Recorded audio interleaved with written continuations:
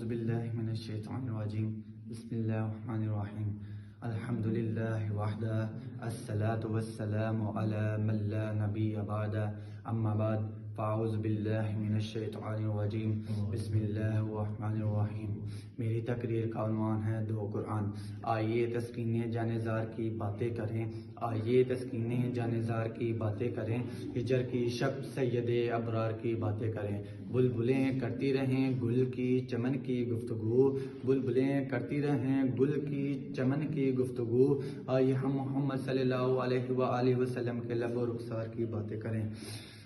صدر محفل آسمان علم و حکمت کے درخوشندہ استارو، آسمان علم و حکمت کے درخوشندہ استارو، کشتی ملت کے پاس بانو، شمع رسالت کے پروانوں، حقیقت کے رازدانوں، ذکر خدا اور ذکر مصطفیٰ کے قدردانوں، میرے پیارے آقا کے غلاموں، السلام علیکم ورحمۃ اللہ وبرکاتہ۔ یا رب اینا لوکاں تائیں جے میں دساں عادت تیری، یا رب اینا لوکاں تائیں جے میں دساں عادت تیری، کرم تیرے دی حد دکھاواں نالے دساں عنایت تیری۔ صدر محفل،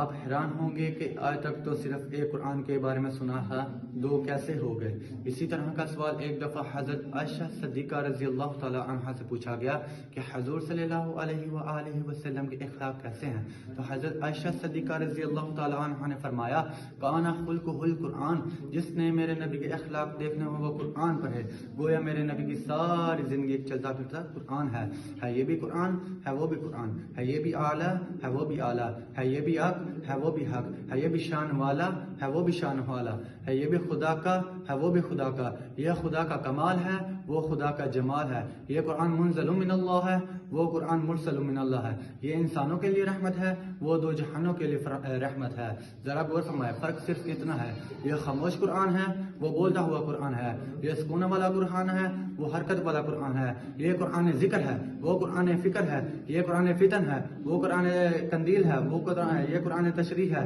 کسی شاعر نے کیا خوب کہا ہے، سر سے لے کر پاؤں تک تنویر ہی تنویر ہے، سر سے لے کر پاؤں تک تنویر ہی تنویر ہے، گفتگو سرکار کی قرآن کی تفسیر ہے، سوچتی تو ہوگی دنیا مصطفیٰ کو دیکھ کر، سوچتی تو ہوگی دنیا مصطفیٰ کو دیکھ کر، وہ مصور کیسا ہوگا جس کی یہ تصویر ہے۔ سامعین محترم، ذرا غور فرمائیں، اس قرآن کی 114 صورتیں ہیں، اس قرآن کی صرف ایک صورت ہے، یہ